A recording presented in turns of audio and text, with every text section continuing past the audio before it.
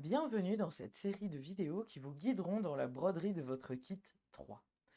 Dans ce kit, vous trouverez, comme toujours, la toile de lin avec le motif imprimé, 4 échevettes de laine colorée à broder, 4 aiguilles à broder, car il sera utile pour la broderie de la cité d'avoir une aiguillée avec chaque couleur à portée de main. Une impression couleur du modèle brodé recto verso avec la cité en gros plan. Le guide de démarrage avec des conseils génériques pour la broderie.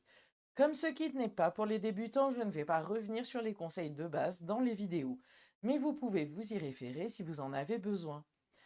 Le livret de broderie du modèle avec tous les points expliqués en détail, ainsi que les explications pas à pas pour broder le modèle, zone par zone dans l'ordre conseillé.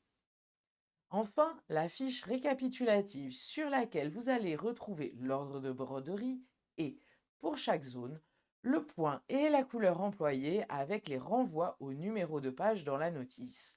La fiche est recto verso avec le détail de la cité.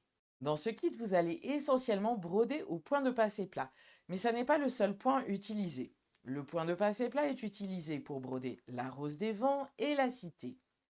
Vous allez également broder au point de tige contrarié pour les contours des côtes, avec un point de sable à l'intérieur pour mettre en avant le littoral.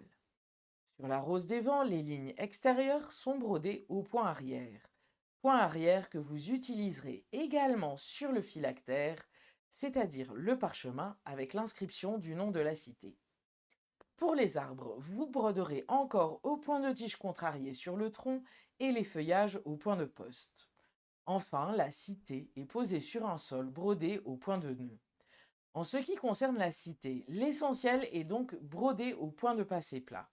Mais dans certaines zones, les points seront trop longs et vous broderez des points de couture décoratifs par-dessus.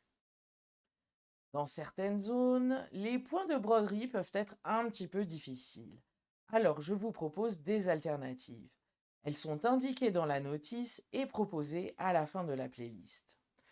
Chaque zone peut être brodée indépendamment dans n'importe quel ordre. Il n'est pas obligatoire de broder dans l'ordre proposé, mais il suit une logique et permet une progression technique. En revanche, à l'intérieur de chaque zone, la rose des vents, les arbres et la cité en particulier, l'ordre indiqué dans le livret doit être suivi à la lettre pour obtenir le meilleur résultat. Pour broder ce modèle, je vous conseille d'utiliser un petit tambour de broderie, ici de 15 cm. Comme le motif est grand et carré, il n'est pas possible d'avoir un tambour de broderie qui intègre tout en une fois. Le tambour de 15 cm va vous permettre de broder les grands éléments du modèle en les intégrant entièrement dans le tambour, comme pour la cité par exemple, et de le déplacer facilement sur chaque zone.